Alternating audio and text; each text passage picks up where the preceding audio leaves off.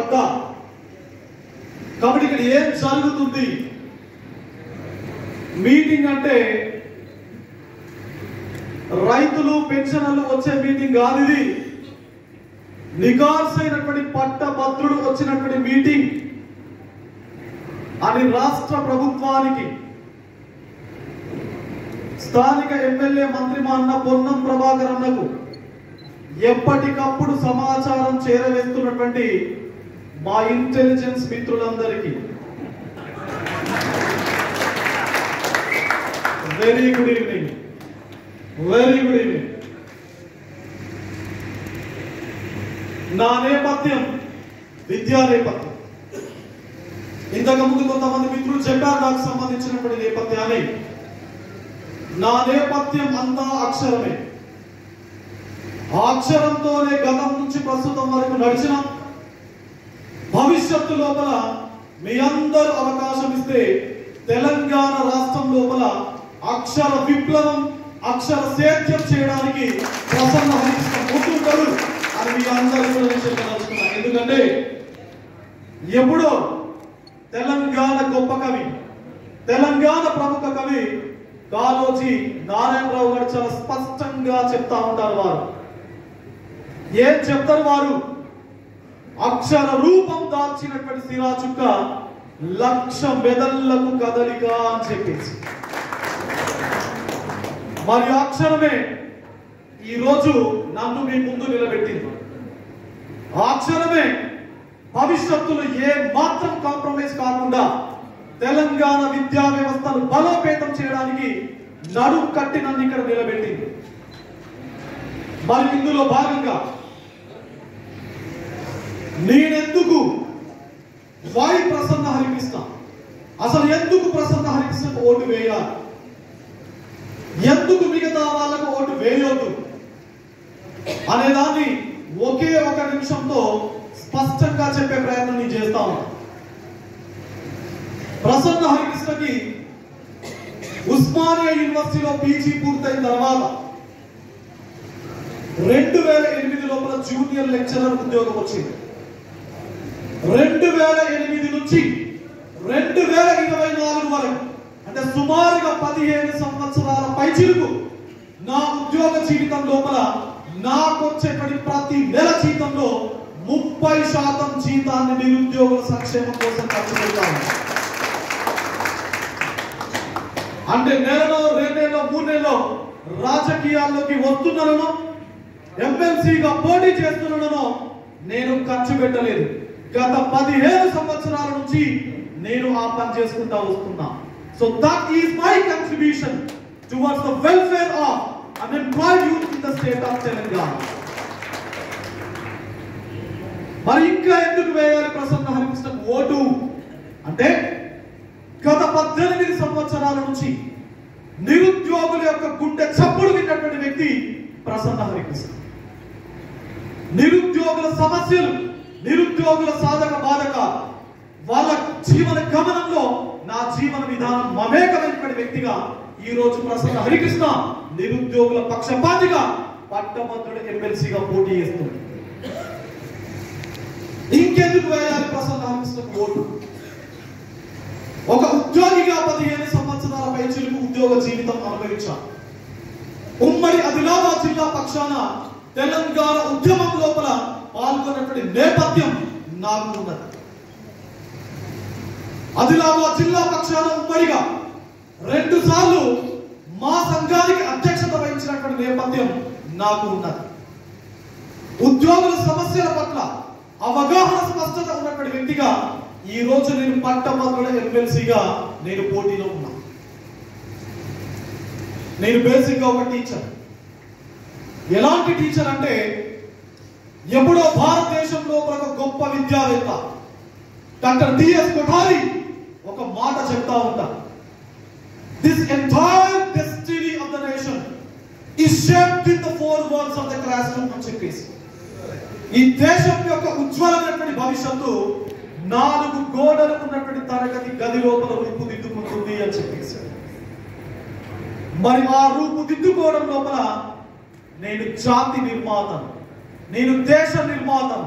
ఎందుకంటే నా చేతుల నుంచి, ఈ చేతులు పట్టుకున్న చాక్ పీస్ నుంచి గత 15 సంవత్సరాల నుంచి కొన్ని వేల మంది స్టూడెంట్స్ ఈ సమాజం లోపల ఒక బాధ్యతాయుతమైనటువంటి వ్యక్తిగా, బాధ్యతాయుతమైనటువంటి పౌరునిగా వివిధ రకాల రంగాల లోపల వాళ్ళు పనిచేస్తా ఉన్నారు.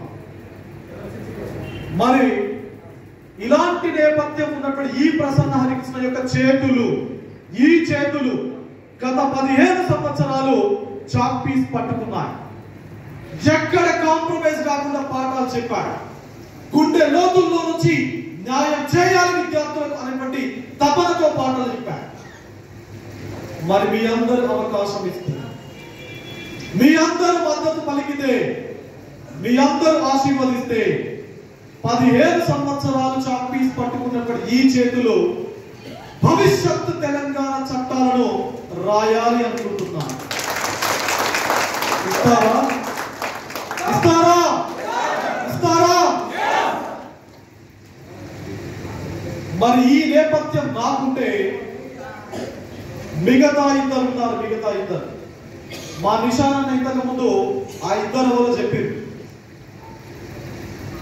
ఒకవైపున కార్పొరేట్ విద్యా సంస్థల అధిపతి నరేందర్ రెడ్డి, మరొక వైపున ఒక పెద్ద పారిశ్రామికవేత్త అంజిరెడ్డి.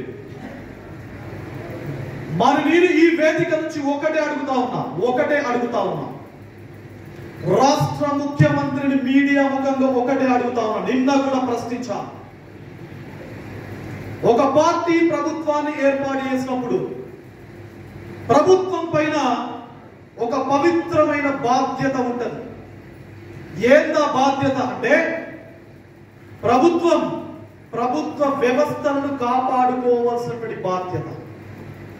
బడుగు బలహీన వర్గాలకు సంబంధించినటువంటి పిల్లలు, బీసీ, ఎస్సీ, ఎస్టీ, మైనారిటీలు చదువుకున్నటువంటి విద్యా సంస్థలు ఏవైతే స్కూళ్ళు, కళాశాలలు ఏవైతే ఉన్నాయో వాటిని పరిరక్షించుకోవాల్సినటువంటి బాధ్యత ప్రభుత్వం పైన ఉంటుంది.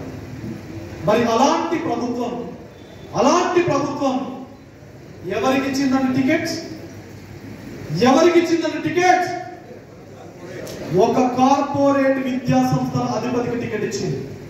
అంటే ఏం ఇండికేషన్ తెలంగాణ సమాజానికి ఇవ్వాలనుకుంటున్నాం? ప్రభుత్వ స్కూల్ ఉండదు, ప్రభుత్వ కళాశాల మొత్తం నిర్వీర్యం కావాలి. ఆల్ఫోర్స్ అనేటువంటి విద్యా సంస్థలు మొత్తం తెలంగాణ రాష్ట్రంలో నలుమూలన విస్తరించాలనా నువ్వు ఈ రోజు ప్రచారం చేస్తున్నావు. నీ ప్రచారం యొక్క ఉద్దేశం ఏంటి? నువ్వు చెప్పాలి తప్పనిసరి. You should answer. Honourable chief minister of Telangana Shri Revanth Reddy గారు, you should answer to my question. మీరు తప్పనిసరిగా ఆన్సర్ చేయాలి. మరి ఇక్కడ కూర్చున్నటువంటి మన పిల్లలు, మనకు తెలిసినటువంటి బంధువులు చాలా మంది ఇప్పటి వరకు ఎయిర్ ఫోర్స్ లో చదువుకుని ఉంటారు. ఎప్పుడైనా ఏ ఒక్క వ్యక్తికైనా ₹1 కన్సెషన్ ఇచ్చిందా? ₹1 కన్సెషన్ ఇచ్చిందా? ఒకవేళ అడిగితే మీ ఫోన్ లిఫ్ట్ చేసిందా? ఒకవేళ ఫోన్ లిఫ్ట్ చేయకపోతే మీరు కలవాలని వెళ్తే మీకు కలిసిందా? అపాయింట్మెంట్ ఆర్డర్ ఇచ్చిందా? ఏమైనా ₹1 సామాజిక సేవ చేసిందా? మరి ఎందుకు గెలిపియాలంటే ఆర్ ఫోర్స్ నరేందర్ రెడ్డి చెప్పనా?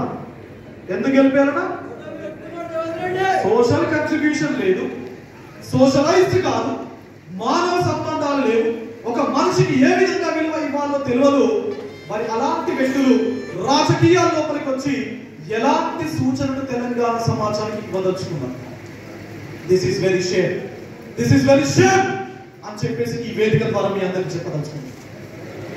మరొక వైపు అంజిరెడ్డి, ఆ క్యాండిడేట్ మొన్నటి వరకు అనౌన్స్ చేసేదాకా నేను ఒక క్యాండిడేట్, ఆ క్యాండిడేట్ ఎవరో నాకు తెలియదు. అయితే మీ ద్వారా, మీడియా ముఖం ద్వారా నేను ఎవరైతే నికార్స్ అయినటువంటి, ఎవరైతే నిబద్ధత కలిగినటువంటి భారతీయ జనతా పార్టీ కార్యకర్తలకు నేను అడుగుతా ఉన్నాను, అసలు మీకైనా అంజిరెడ్డి ఎవరో తెలుసా?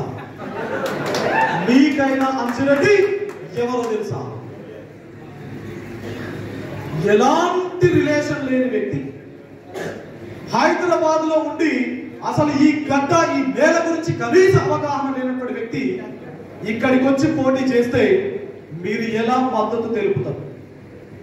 మీకు మానవతా విలువలు లేవా? మీకు విజ్ఞత విచక్షణ లేదా అని చెప్పేసి ఈ వేదిక ద్వారా జెన్యూన్ గా పనిచేసేటువంటి భారతీయ జనతా పార్టీ కార్యకర్తలను నేను అడుగుతా ఉన్నాను. అయితే హోర్డింగ్స్ ఫ్లెక్స్ చూసిన హోర్డింగ్లు ఫ్లెక్స్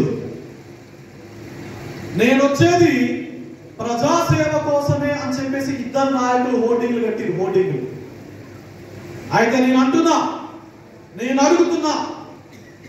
2008 నుంచి ఒక పేద విద్యార్థిగా, ఒక పేద ఉద్యోగిగా, ఒక బీసీ సామాజిక వర్గానికి సంబంధించిన వ్యక్తిగా మా తాతలు మా ముత్తాతలు సిల్వర్ స్పూన్ తో ఉండలే, బంజారా హిల్స్ జూబ్లీస్ లో ఉండలే.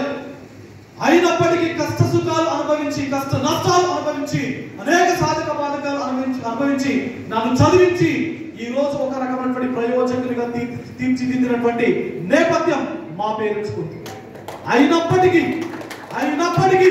నాకు వచ్చే జీతంలో 30% జీతాన్ని నిరుద్యోగులు సామాజిక సేవ కార్యక్రమాల కోసం నేను ఖర్చు పెట్టుకుంటూ వస్తున్నా. మరి మీ హోర్డింగులలో రాసింది కదా నేను ప్రజాసేవకు వస్తున్నాను రాజకీయాల లోపలికి అని చెప్పేసి. మీ ద్వారా నేను డిమాండ్ చేస్తా ఉన్నా. ఏం డిమాండ్ చేస్తున్నానంటే మీకు వచ్చేటువంటి జీతంలో మీరు ఇప్పటి వరకు సంపాదించినటువంటి ఆస్తుల్లో 50% ఆస్తులను మీకు ఫీజులు కట్టినటువంటి పేరెంట్స్ కు మీరు రాసిస్తారా అని చెప్పేసి. రాసిస్తారా? ఒకవేళ మీరు అదే చేస్తే ఈ క్షణాన ఈ వేదిక నుంచి నేను దిగి అసలు ఎమ్మెల్సీగా పోటీ చేయండి.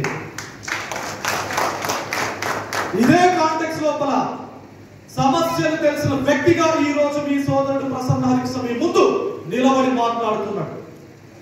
నిరుద్యోగులు అంటే ఎవరు తెలియదు, ఉద్యోగుల సమస్యలు ఎట్లుంటే తెలియదు, విద్యా వ్యవస్థ నిర్వీర్యం కోసం వీళ్ళిద్దరు రాజకీయ ఆరంగేట్రం చేసిరు, సామాజిక సేవకు అసలు అర్థమే తెలియదు. ఇలాంటి వ్యక్తులు వచ్చి ఇక్కడ ఇప్పుడు మనకు ప్రగల్భాలు పలికేటువంటి నేపథ్యం మనం చూస్తాం. నేను చెప్తున్నా కొత్తకొండ శ్రీ వీరభద్ర స్వామి సాక్షిగా, పొట్లపల్లి శ్రీ స్వయంభూ రాజేశ్వర స్వామి సాక్షిగా, ఉస్మానాబాద్ విప్లవ వీరుల స్తూపం సాక్షిగా నేను ఈ వేదిక నుంచి మీ అందరికి చెప్తా ఉన్నా. ఏవైతే 8 హామీలతో నేను నిన్న పట్టభద్రుల సింహగర్జన వేదికగా 8 హామీలకు సంబంధించినటువంటి బాండ్ పేపర్ను రిలీజ్ చేశాను. ఆ బాండ్ పేపర్ కు కట్టుబడి ఉంటాను అని చెప్పేసి ఈ వేదిక ద్వారా మీ అందరికీ కూడా నేను చెప్పగలుగుతున్నాను. మరి మీకు నిరుద్యోగుల బాధలు తెలుసా? మీకు ఉద్యోగుల కష్ట సుఖాలు తెలుసా? మీకు విద్యా వ్యవస్థను ఏ విధంగా బలోపేతం చేయాలో తెలుసా? మీకు సామాజిక సేవ చేసేటువంటి నేతృత్వం నేపథ్యం అనుభవం ఉందా అని చెప్పేసి మీకు అడుగుతున్నా. అంటే ఫైనల్ గా ఒకటే question, straight question to Narayana Reddy, straight question to Anji Reddy. ఇదంతా అవసరం లేదండి.